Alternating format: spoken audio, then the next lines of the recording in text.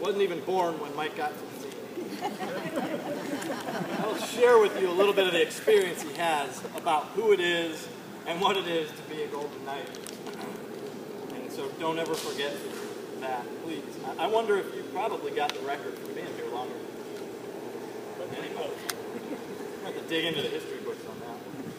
I was told two things when I first came to the team by the outgoing commander, Lieutenant Colonel Melendez. He said, I'll tell you the second one later.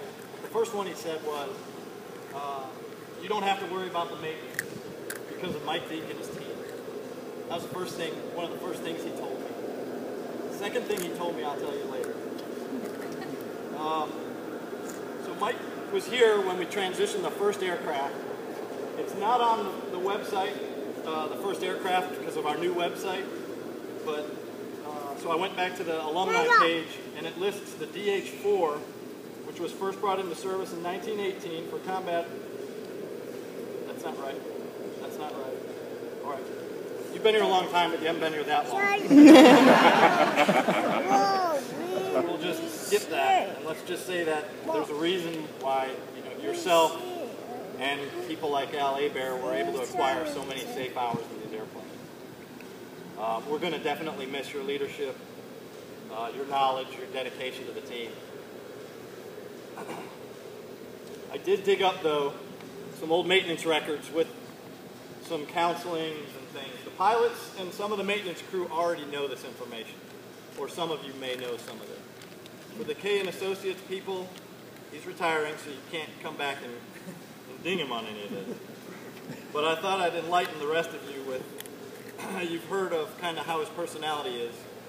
So this is some of the highlights. So what we found was all the pilots listing their faults on the aircraft as they came back each day, and Mike's comments back to the pilots. For the Fokker, 607, left inside main tire, almost needs replacement. Mike's answer, almost replaced left inside main tire. Little attitude. Frank came back from a test flight on 608. He said everything was okay except the auto land was very rough. Mike writes back, auto land is not installed on this aircraft. That's actually a Frank issue. 608's number 2 propeller is seeping prop fluid. Mike writes, 608's number 2 prop seepage normal. It's number 1 that lacks normal seepage. This one we could say about any aircraft, but this was written about 607. There's something loose in the cockpit in 607. Yeah. It wasn't as bad as you think. Mike just wrote back something was tightened in the cockpit. Figure it out. There's evidence of leak on 608's right main landing gear. Evidence removed. Nothing a little rag won't fix. I'm not sure what this acronym stands for, but on one of the otters it says the DME volume is unbelievably loud. So Mike says the volume is set to a more believable level. Mr. Sopp comes back from, where was this? Cleveland, last year. Dead bugs on windshield.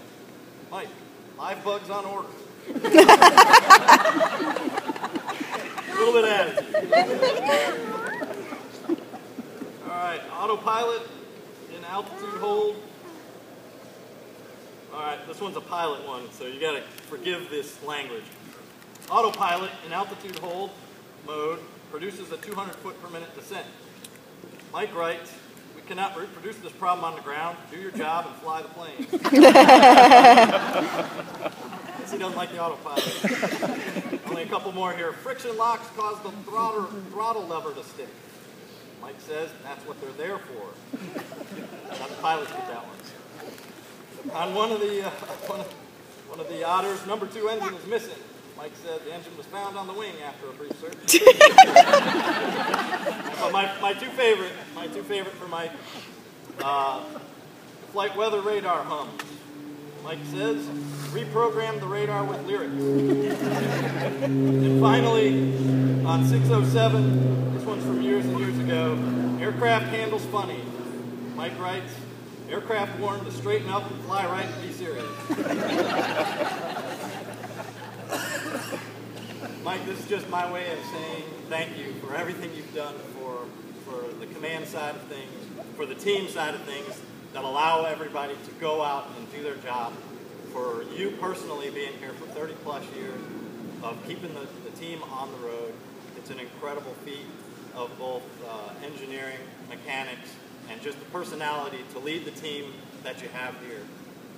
The second thing that I was told after I was taking over the team was that if Mike Deek ever leaves, you need to worry about maintenance on your aircraft. So thank you for everything you've done. Thank you for being here for the team. And we are glad you're local, so we can just drive and forego that phone call fee. Sir, thank you.